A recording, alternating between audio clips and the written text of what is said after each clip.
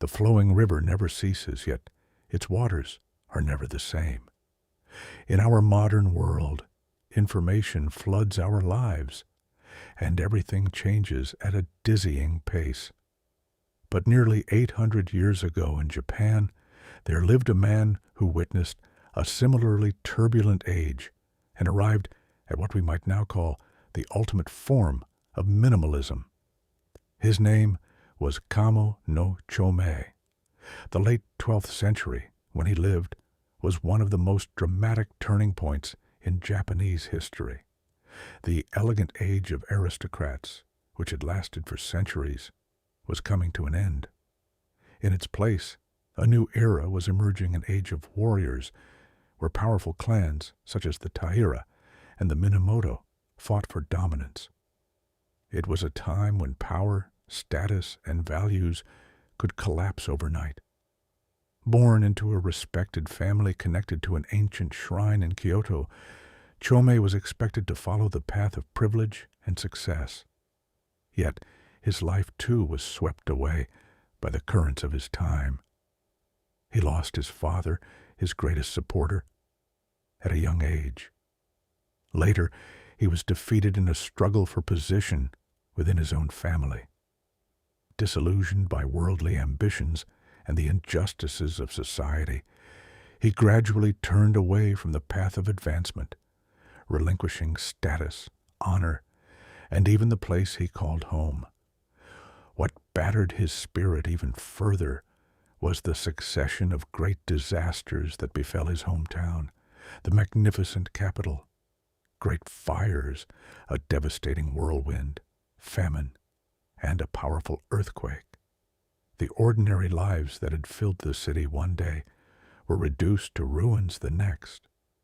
Chomei witnessed these scenes with his own eyes and recorded them with quiet clarity.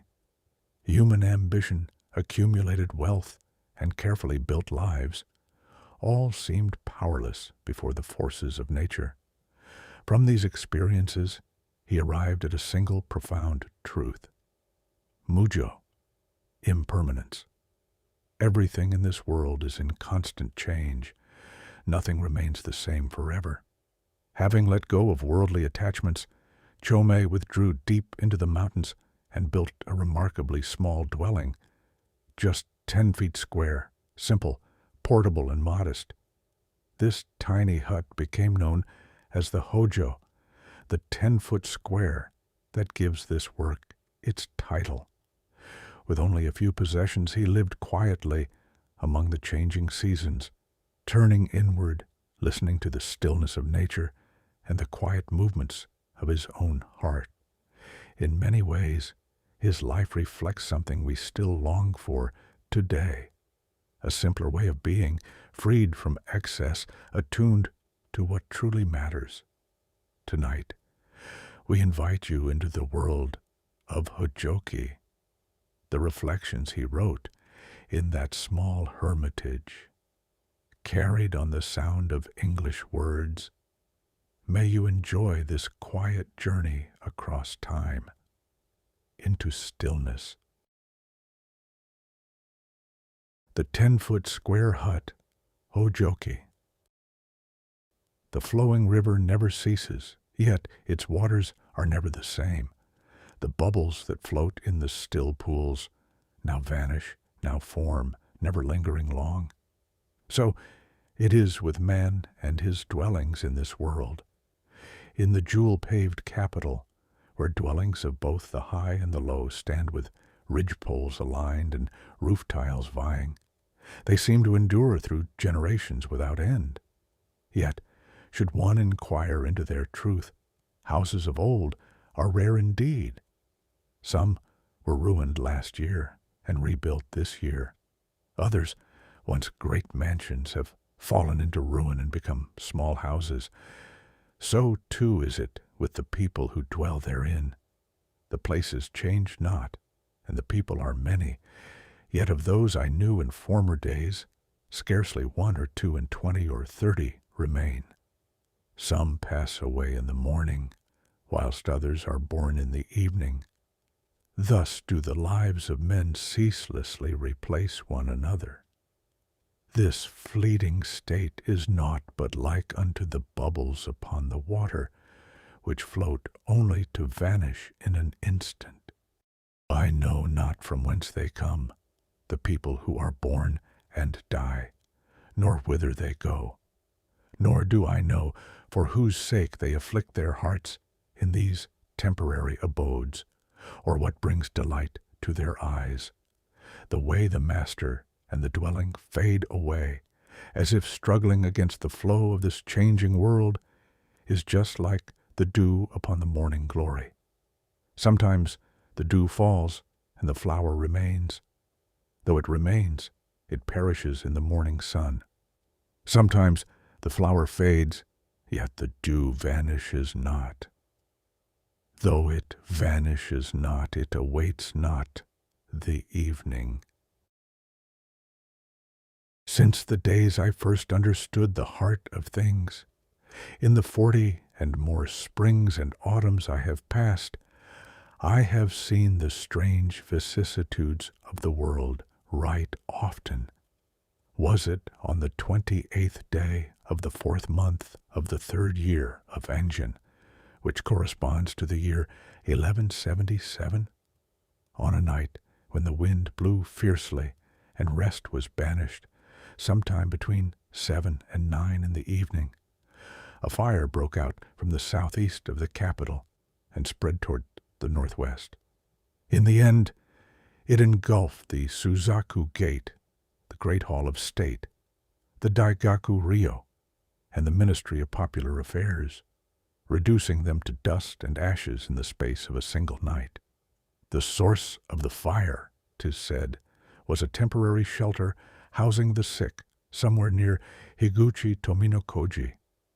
As the erratic winds carried it hither and thither, it spread out like an unfurled fan.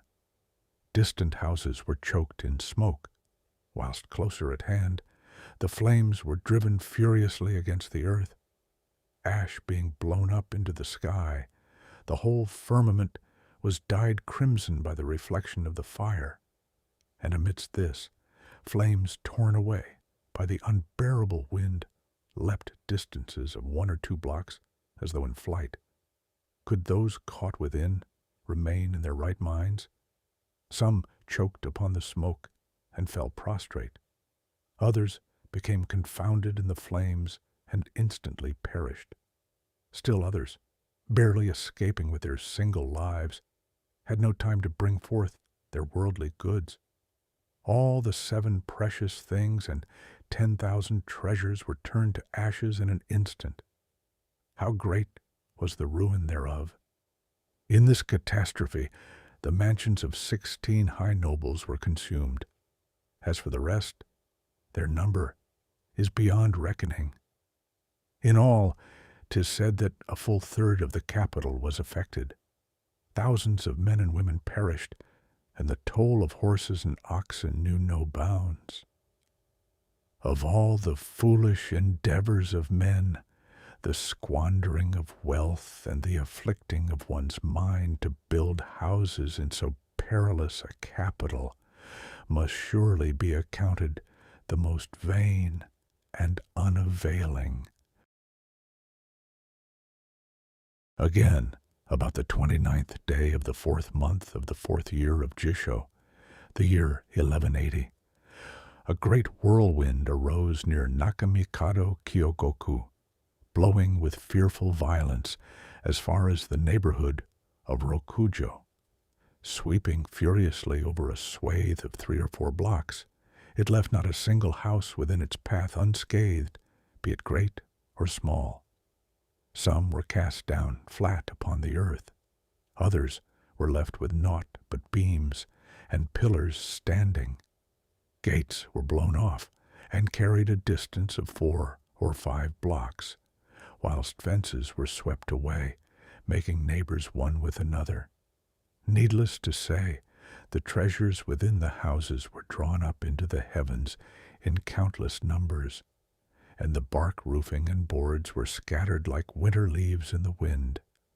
Dust was blown up like smoke, blinding all eyes, and the deafening roar drowned out the sound of any voice, Methinks the karma wind of hell itself could scarce be fiercer. Not only were dwellings brought to ruin, but while trying to mend them, countless people were maimed or crippled. This wind passed off toward the southwest, leaving in its wake the lamentations of multitudes. Whirlwinds are a common thing, but when was there ever such a one as this? It was no ordinary event. Surely, I suspected, it was a portent of some solemn import. Again, about the 6th month of that same year, the capital was suddenly removed. It was a matter wholly unlooked for. Broadly speaking, if one hearkens to the origins of this capital, since it was established as the seat of the emperor in the reign of Saga, several hundreds of years have already passed. As there was no untoward reason for it, and it ought not to be so lightly altered, the manner in which the people of the realm grieved and fretted over it was more than reasonable. Yet all lamentations were in vain. From the emperor downward, the ministers and high nobles all moved to the capital at Naniwa in the province of Setsu. Among those who served the court, who would dare remain behind in the old capital, even a single soul? Those who set their hopes upon rank and office, and depended upon the shadow of their lord's favor, strove one and all to remove themselves right speedily, were it but by a single day. Only those who had lost their season were forsaken by the world, and had naught to anticipate, remained behind, mourning their lot. The dwellings of those who had once vied roof against roof fell to ruin as the days passed. Houses were dismantled, and their timbers set afloat upon the Kyoto River to be rafted down to the new site, while the former estates, before one's very eyes, were transformed into plowed fields. The hearts of the people have been utterly transformed. They now lavish all their care upon the trappings of their horses' saddles, while no one spares a thought for the elegance of the ox cart. In the new, rugged land, the slow grace of the past has vanished, replaced by a restless haste. They desired only fiefs in the western and southern provinces, and had no liking for manors in the northeast. At that time, it chanced that I had occasion to journey to the new capital in the province of Tsu. Looking upon the state of the place, I saw the land was narrow, lacking the space to lay out proper streets and avenues. To the north it rose high along the mountains, and to the south it sloped down near to the sea. The roar of the waves was ever clamorous, and the salt winds blew with exceeding fierceness. The imperial palace being within the mountains, one might wonder if the fabled Kinomaru palace of old was like unto this. Indeed, it was so passing strange as to possess a certain elegance. Day after day, houses were dismantled, and their timbers came drifting down the river, so many they choked the current. Looking at this endless flow, I wondered, where on earth could they all be rebuilt? Empty land was yet plentiful, whilst houses built upon it were few. The old capital was already laid waste, whilst the new capital was not yet made. All the people who dwelt there felt their minds unsettled, like floating clouds. Those who had originally lived in that place grieved to lose their lands, whilst those who newly came to dwell there lamented the toil of building and earthworks. Looking along the roads, one saw that those who ought to ride in carriages rode upon horses, and those who ought to wear court robes or formal dress wore simple hitatare. The manners of the capital were suddenly altered, and were no different from those of rustic warriors, just as I had heard that such things are an omen of a world in turmoil. So it proved. As days passed, the world became restless. Men's hearts knew no peace, and the grievances of the people being not in vain, in the winter of the same year, the emperor returned once more to the old capital. Yet, what became of all those houses that had been torn down and moved? They were not all rebuilt as they had formerly been. Dimly have I heard it told that in the sagacious reigns of antiquity, the land was governed with compassion. The imperial palaces were thatched with reeds, and even the eaves were not trimmed. When the emperor saw that the smoke rising from the hearths was sparse, he exempted the people even from the fixed tributes. This was because he bestowed mercy upon the people and succored the realm. By comparing it with ancient times, the state of our present world may easily be known. Again, was it around the era of Yoa, in the year 1181? A long time having passed, I recall it not with certainty, but for the space of 2 years the realm was struck by famine, and a most dreadful thing it was. Now the spring and summer suffered from drought. Now the autumn and winter brought fierce winds and great floods. Evil occurrences followed one upon another, and the 5 grains ripened not at all. Vainly did men toil to plow in the spring and plant in the summer. But there was no bustle of reaping in the autumn or gathering in the winter. Because of this, the people of the provinces either abandoned their lands and crossed the borders, or left their homes to dwell in the mountains. Sundry prayers were begun, and uncommon rites were performed. Yet there was no sign of their efficacy. By its very nature, the capital relies wholly upon the provinces. When such ties are severed and naught is brought upward, how could its people ever preserve their dignified ease? Driven by desperation, people parted with their various treasures, casting them aside as it were, yet none paid them heed. If perchance one would barter, gold was held light, whilst millet was held dear. Beggars multiplied by the wayside, and the sound of lamentation and sorrow filled the ears. The former year passed thus in bitter hardship. Though men thought the morrow's year must surely see a recovery, an epidemic was added unto the famine, until the desolation surpassed all measure. The people of the world were all starving to death. As days passed, their condition grew ever more dire, truly fulfilling the parable of the fish in a dwindling pool.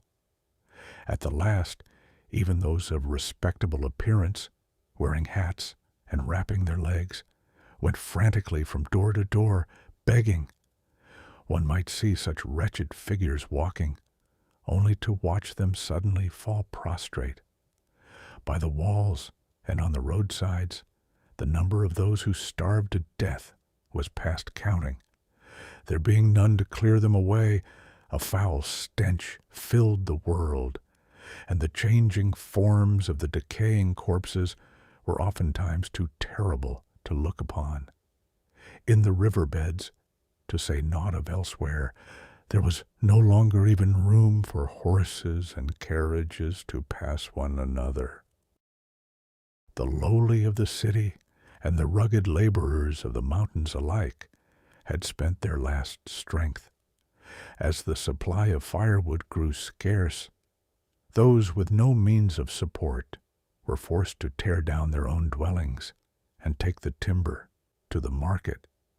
Yet the price one gained from selling his own home was not even enough to sustain his life for a single day. A wondrous thing was that mingled among such firewood were split pieces of wood coated in red lacquer or adorned with silver and gold leaf. Upon inquiring into this, I discovered that those with no other means of survival had gone to ancient temples, stolen the holy images, and torn down the sacred furnishings of the halls to chop them into firewood. Born into a world so corrupt and foul, I have been forced to witness such wretched and pitiful acts. Moreover, there were matters of deep sorrow. Among those bound tightly as husband and wife, the one whose love was the greater and devotion the deeper would invariably be the first to die. The reason was that they put themselves second and surrendered whatever little food they might perchance have begged to the one they cherished, be it husband or wife. Therefore, between parent and child, it was a settled thing that the parent should perish first. Again, there were sights of an infant lying upon its mother, clinging to her breast and suckling, unaware that her life had already departed. At Ninigi, a priest named Ryugyo Hoin grieved at the countless deaths. He gathered numerous itinerant ascetics, and whenever they encountered a corpse, he had them write the Sanskrit character A upon its brow to form a bond with the Buddha. Wishing to know the number of the dead, they counted them during the 4th and 5th months. Within the capital, from the 1st ward in the north to the 9th in the south, from Kyogoku in the east to Suzaku in the west. The heads lying by the roadsides numbered in all some 42,300 and more.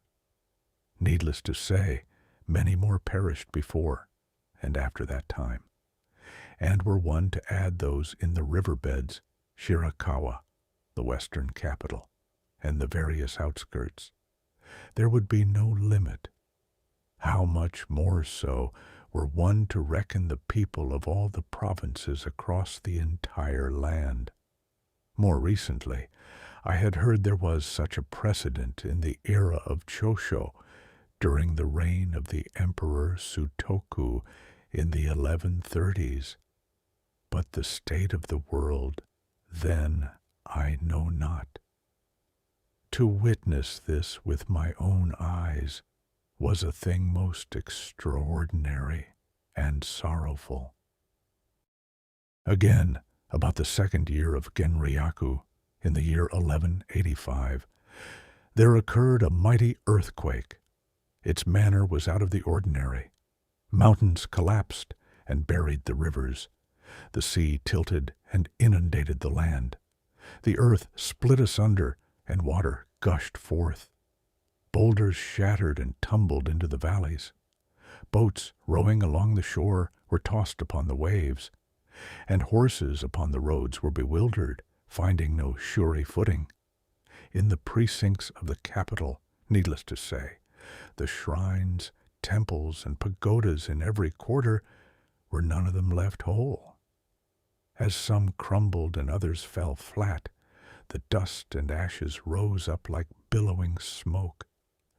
The rumble of the shaking earth and the crash of destroying houses were naught but like unto thunder.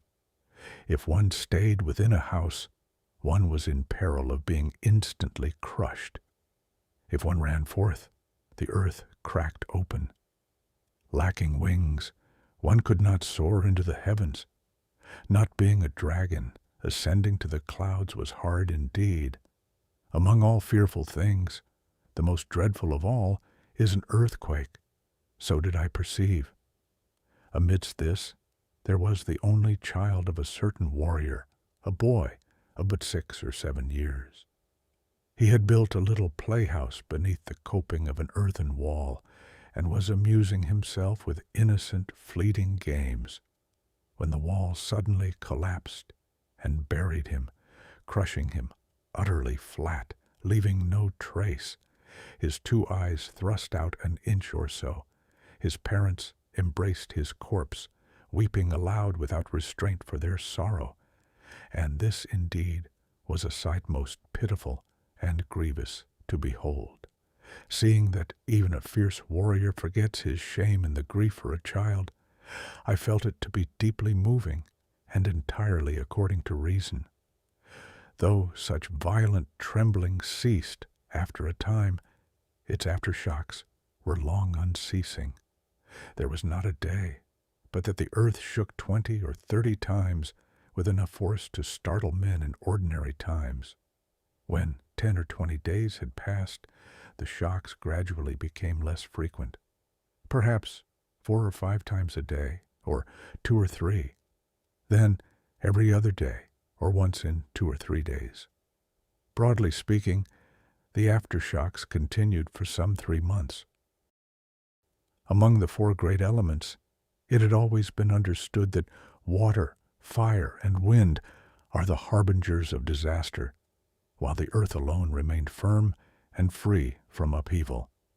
Yet, this great earthquake defied even that fundamental truth, turning the very ground we trusted into a source of violent betrayal. In ancient times, was it around the era of Psycho in the year 855? A great earthquake struck, causing the head of the great Buddha at Todaiji to fall, and other dreadful things. Yet even that could not compare to this present calamity. Thereupon all men spoke of the vanity of the world, and it seemed the impurities of their hearts had somewhat faded. But as months piled up and years passed by, at the last there was not a soul who so much as let it fall from his lips. All the hardships of dwelling in this world, the fleeting and vain nature of our bodies and our abodes, are indeed as such, to say naught of how, depending on the place and one's station in life, the afflictions of the heart are beyond all counting. Should one of humble station chance to dwell beside the gates of the mighty, though he might have cause for deep joy, he cannot greatly rejoice. Even when he hath cause for lamentation, he cannot lift his voice to weep. His comings and goings are ill at ease. In all his doings he shrinks in fear, like unto a sparrow that draweth near a falcon's nest. Should one be poor and dwell beside a wealthy house, he goes in and out, shrinking in shame at his shabby guise. Seeing his wife, children, and servants looking with envy, and hearing the disdainful airs of the wealthy household, his heart is stirred at every moment, and he knows no peace. If one dwells in a narrow space, he cannot escape the peril when a fire breaks out nearby. They that hold might are consumed by bottomless avarice, whilst they that stand alone, lacking protector or kin, are held in scorn and trodden underfoot by others. To possess wealth is to harbor much fear. To be poor is to suffer bitter grief. To place trust in another is to become thrall unto his will. To nurture another is to yield one's heart unto the fetters of affection. To conform to the world is to suffer its constraints. Yet to defy it is to be shunned as one who has lost his mind. Where, then, might one settle, and how might one live, to find even a fleeting refuge for this body, or a moment's solace for the heart? As for myself, I inherited the house of my paternal grandmother, and for a long time dwelt therein. Thereafter, losing my ties and declining in my fortunes, and having many things I was fain to conceal, I could no longer remain there, and so, at the age of 30 and more, of my own will, I built me a single hut, and being overwhelmed by circumstances too painful to expose to the world's eye, I could no longer maintain my place in society. Comparing this to my former dwelling, it was but 1/10 the size. I fashioned but a living room, and had no means to build a proper house. Though I raised a modest earthen wall, I lacked the wherewithal to build a gate. Employing bamboo for pillars, I fashioned it after the manner of a mere carriage shed, frail and open, scarce a house in truth. Whenever the snow fell or the wind blew, it was not without peril. Being situated near the riverbed, the danger of floods was a constant threat, and the lawless thieves who haunted those banks kept me in a state of perpetual alarm. In all, for 30 years and more, I endured a world that was never meant for me, constantly afflicting my heart in a life that felt utterly false. Through the repeated failures and broken expectations of those years, I naturally came to see the shallow limits of my own destiny. Therefore, as I greeted the spring of my 50th year, I bade farewell to my dwelling and turned my back upon the world. Having never possessed wife or child, there were no hard ties to sever. Having neither rank nor stipend, what attachment should bid me stay? Vainly did I lay me down amidst the clouds of Mount O'Hara, and spent thus another span of springs and autumns. Now, as the dew of my 60th year draweth near to vanishing, I have built for myself yet another dwelling for my final days. It is, as it were, like a hunter building a shelter for a single night, or an aged silkworm spinning its cocoon. Were I to compare it to the dwelling of my middle years, it doth not equal even 100th part. Even as I speak of such things, my age declines year by year, and my dwelling place grows ever narrower. The manner of this house is far from the ways of the world. In space, it is but 10 feet square, and in height, less than 7 feet. Having no desire to settle in any one place, I did not even trouble to claim the earth beneath me. I laid the frame and thatched the roof, fastening each joint with simple hooks, a mere shell held together for a time. Should my heart find no peace here, I might, with ease, carry this life elsewhere. When rebuilding it thus, what toil could there possibly be to weigh upon me? The whole of my world takes but 2 cartloads to carry. Beyond the small fee for the carters, no other price is paid for my freedom. Now, hidden away in the deep silence of Mount Hino, I have extended a simple thatch to the south and laid a bamboo veranda to catch the air. To the west of it stands a small shelf for holy water.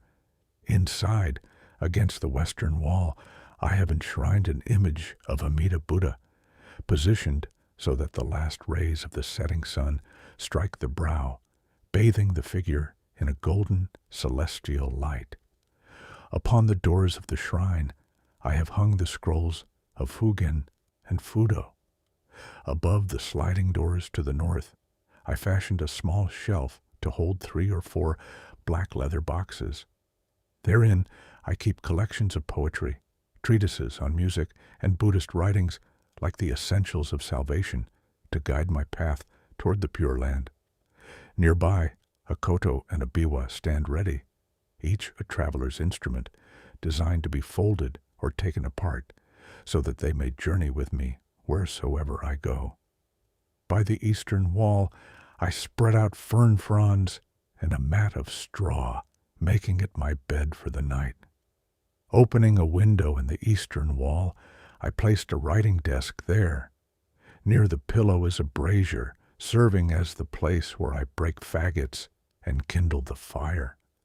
To the north of the hut I claimed a small patch of land, enclosed it with a rustic brushwood fence, and made it a garden. Therein I have planted sundry medicinal herbs. Such is the state of my temporary hut. As for the surroundings, to the south there is a bamboo pipe, and I have piled rocks to pool the water. the woods being near the eaves, I lack not for fallen twigs to gather. The place is called Toyama. Vines of creeping spindle conceal the trails. Deep and shadowed as the valley is, the western sky opens in a boundless clarity. Looking toward that light, I find a sacred bridge for my heart to journey toward the Pure Land. In spring, I gaze upon the cascading waves of wisteria. Their purple hues glow vividly against the western sky, looking for all the world like the celestial purple clouds upon which Amida Buddha descends to welcome the soul, a sight that fills my heart with profound peace. In summer, I listen to the song of the cuckoo each time it calls. I exchange a silent vow with the bird, asking it to be my faithful guide when the time comes for me to traverse the dark mountain path to the afterworld. In autumn, the voices of the evening cicadas fill my ears. Their plaintive cries sound as though they are mourning the emptiness of this fleeting world, as fragile and hollow as a cicada's cast-off shell. In winter, I find a poignant beauty in the snow. As I watch it pile high and then vanish, I liken its melting to the dissolution of my own karmic hindrances, hoping they too might fade away into nothingness. Should the Nembutsu grow weary upon my lips, or my devotion to the sutras falter, I rest as I please and indulge in idleness of my own accord. There is no soul to hinder me, nor any companion before whom I must feel the sting of shame. Though I have taken no formal vow of silence, dwelling here in solitude naturally quiets my tongue, keeping me from the sins of speech. Nor do I struggle to uphold the sacred precepts, for in this wilderness, where no worldly temptations exist to lead me astray, what is there that could ever entice me to break them? On mornings when I find my own life reflected in the white wake of a departing boat, I look down from my height at the vessels drifting past Okanoya, letting the fleeting poetic spirit of the monk Mansei take root in my heart. And when the evening breeze sets the laurel leaves rustling, my mind travels to the far-off shores of the Chunyang River. There, I follow in the footsteps of the courtier Minamoto no Tsunenobu, plucking the strings of my lute as I lose myself in the elegant echoes of the past. When the spirit moves me, I blend the melody of the autumn wind with the sighing of the pines, and let my fingers play the flowing spring in harmony with the murmuring stream.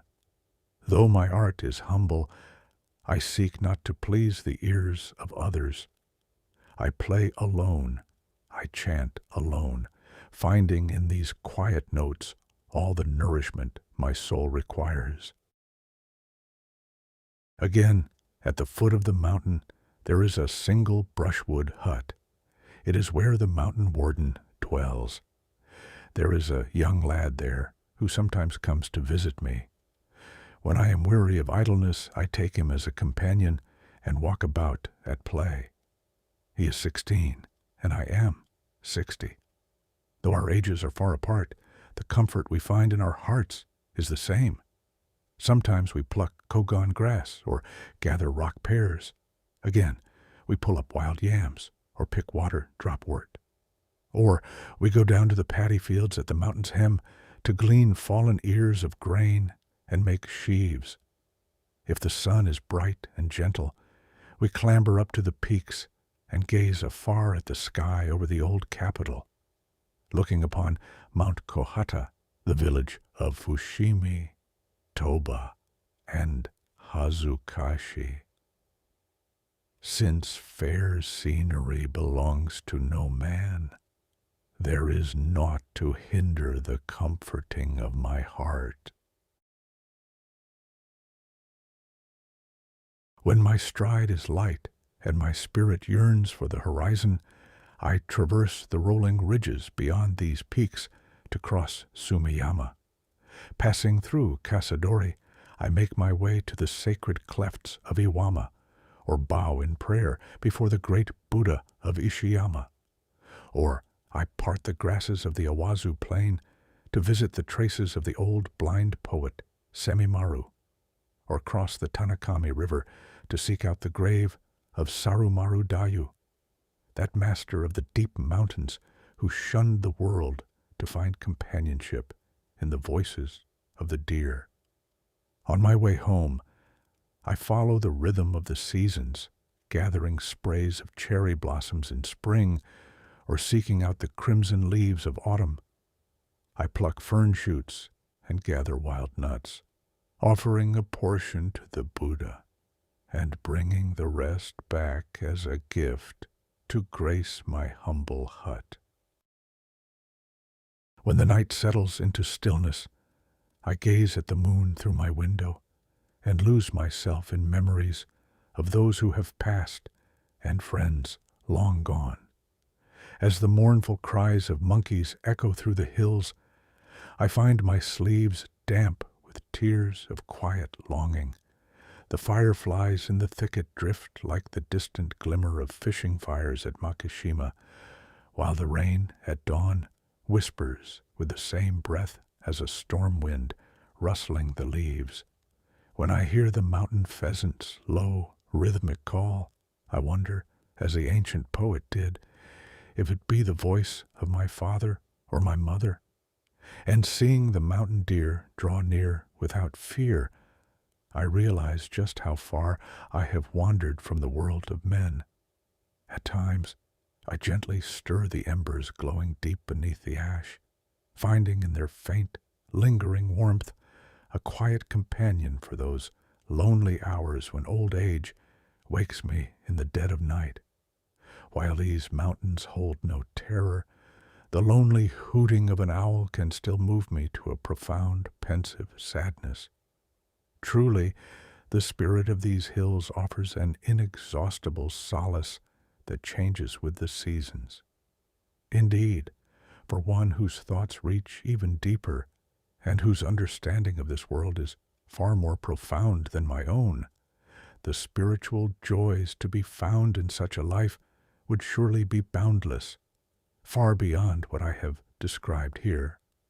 When I first took up residence here, I thought of it as but a brief, passing shelter, yet already 5 years have slipped away. My temporary hut has grown weathered and old. Dead leaves rest deep upon its eaves, and moss has softened its foundations. On the rare occasions when news from the capital reaches my ears, I learn of the many noble souls who have departed this life since I secluded myself here. As for those of common birth, their numbers are beyond reckoning. How many grand houses must have vanished in the frequent fires? Yet this humble hut remains, a place of tranquility, untouched by fear. Albeit the space be narrow, it yieldeth a bed for the night and a seat for the day. For a single body it is enough. The hermit crab chooseth a small shell, for it knoweth the true measure of its own form. The osprey dwells upon the rugged cliffs because it fears the turmoil of men. I, too, am the same. Knowing myself and knowing the ways of the world, I seek nothing and mingle with none. My only prayer is for quietude. My only joy is the absence of sorrow. In general, when people of the world build their dwellings, they do not do so for themselves alone. They build for wives, children, and kin, for friends, for masters, or even to house their treasures and livestock. But I have fashioned this hut for my own sake, and no other. In this current age, and in my own station in life, I have no companion to share my days, nor any servant to rely upon. Even if I were to build a grand mansion, whom would I shelter there? whom would I seat within its walls? In general, when people seek friends in the world, they prize wealth and prioritize those who treat them with lavish favor. They do not necessarily cherish a warm heart or an upright character. Therefore, it is far better to make the strings of the lute, the bamboo flute, the flowers, and the moon one's true companions. Those who serve others are ever mindful of rewards and punishments, valuing only the weight of the favors they receive. Even if you nurture them with kindness, they do not yearn for a life of quiet peace. It is far better, then, to make my own body my servant. Should there be a task to perform, I do but employ mine own limbs. Though it be not without weariness, 'tis a lighter burden than commanding others and fretting over their humors. When I must go somewhere, I walk on my own 2 feet. Though it may be arduous, it is better than afflicting my mind with the troubles of horses, saddles, or ox carriages. I now divide my single body to serve 2 purposes. My hands are my loyal servants, and my feet are my reliable vehicle. This arrangement suits my heart perfectly. Because my mind feels the weariness of my body as its own, I grant it rest when it is tired and put it to work only when it is vigorous. Even then, I never push it to excess. And when it feels sluggish, I do not let my heart be troubled. To say naught of how constant walking and constant working are themselves the nourishment of life. To cause others to suffer and to afflict others is also a sinful karma. In matters of clothing and food, it is the same. Garments of wisteria fiber and bed covers of simple hemp. I clothe myself in whatever meager materials come to hand, seeking only to shroud my body in modest peace. The wild grasses of the fields and the fallen nuts of the peaks. I gather these simple gifts of nature, seeking only the meager sustenance needed to sustain my quiet days. Since I mingle not with others, I have no regret of being ashamed of my guise. Though my provisions are scant and my fare is coarse, my hunger lends a sweetness to every bite that the finest delicacies could never match. I say these things not to boast or to challenge those who dwell in joy and wealth. I speak only for my single self, quietly weighing the man I was against the man I have become. Since the day I cast off the world and abandoned my former self, I have harbored neither resentment toward others nor fear of what may come. I leave my life to the breath of heaven, neither clinging to it with desire nor recoiling from it in weariness. My body is as a drifting cloud. I place no heavy trust in it, yet I find in it no lack. The height of my daily joy is found in the simple peace of a midday nap, and all my life's remaining hopes are gathered in the ever-changing beauty of the seasons. Ultimately, the entirety of the 3 realms, this vast world of birth, death, and delusion, is nothing more than a reflection cast by the mind alone. If the mind is not at peace, then vast riches and noble steeds are of no avail. Even the most splendid palaces and pavilions offer no sanctuary for the soul. Now, do I hold dear this solitary abode, this hut of but a single room? Albeit I might suffer a fleeting sting of shame for my beggar-like guise when I chance to visit the capital. Once I return and abide herein, I feel naught but pity for them that are yet snared by the dust and worldly affections. Should anyone doubt my words, let them observe the nature of the fish and the bird. A fish never tires of the water, but only a fish can know the contentment it finds there. A bird yearns for the woods, but only a bird can understand its own longing. The true essence of this solitary life is exactly the same. Without living it for oneself, who could ever hope to understand? Ultimately, the moon of my lifetime has begun its descent, and my remaining years draw near to the mountain edge. When suddenly I must face the darkness of the afterlife, what earthly deeds shall I then regret? The essence of the Buddha's teaching is that one should harbor no attachment to anything. Thus, to cherish even this grass hut is a failing, and to find comfort in this tranquility must be a hindrance to true enlightenment. Why should I continue to recount these hollow pleasures and let such precious time slip vainly away? In the stillness of dawn, meditating upon this truth, I ask my own heart, you fled the world to dwell among these mountains and forests, to discipline your mind and walk the way. Yet, while your appearance resembles that of a holy man, your heart is steeped in the impurities of attachment. While my dwelling mimics the sacred traces of the great sage Vimalakirti, it is but a hollow imitation that taints his noble memory, for the virtue I hold within does not reach even the humble sincerity of the simple-minded Shuddhipanthaka. Is this suffering the karmic retribution of my lowly life? Or has a mind consumed by delusion finally driven me mad? To this, my heart offers no reply, sinking only into a heavy silence. I merely let my tongue move of its own accord, chanting an unbidden nembutsu 2 or 3 times, and then fall into silence. Recorded around the last day of the 3rd month in the 2nd year of Kenryaku, the year 1212 of the Western calendar, by the Shramana Renin at the Toyama hut, watching the moonlight sink behind the mountain edge. My heart is filled with sorrow.